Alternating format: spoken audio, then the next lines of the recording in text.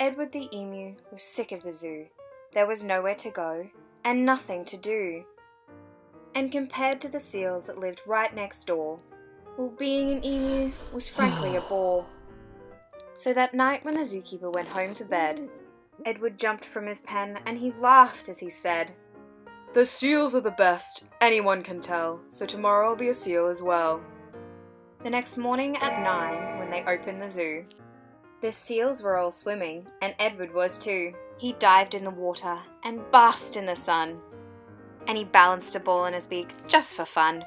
Well, Edward was just warming up for the day till he overheard someone behind the fence say, "The seals are always amusing, it's true, but the lion's the best thing to see at the zoo." So that night when the zookeeper went home to bed, Edward jumped from the pool and he smiled as he said, "The lion's the best, anyone can tell, so tomorrow I'll be a lion as well." The next morning at 9, when they opened the zoo, the lions were roaring and Edward was too. He snarled at the ladies and growled at the men. Life was certainly grand for a lion in his den. Well, Edward was having a wonderful day, till a man in the crowd had the gumption to say, "The lion's a beast I shall always detest. The snakes are the things that I like to see best."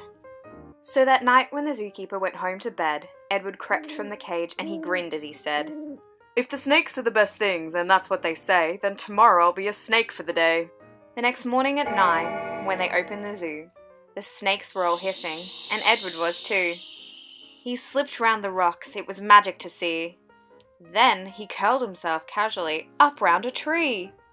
Well, Edward was just warming up for the day when he overheard one of the visitors say, "The snakes are impressive, I know it is true, but the emu's by far the best thing to see at the zoo." "The emu!" gasped Edward. "My goodness, that's me! I'm the thing that the gentleman most likes to see. Not the seals, the lions, the snakes and the rest. It's Edward the emu he likes to see best."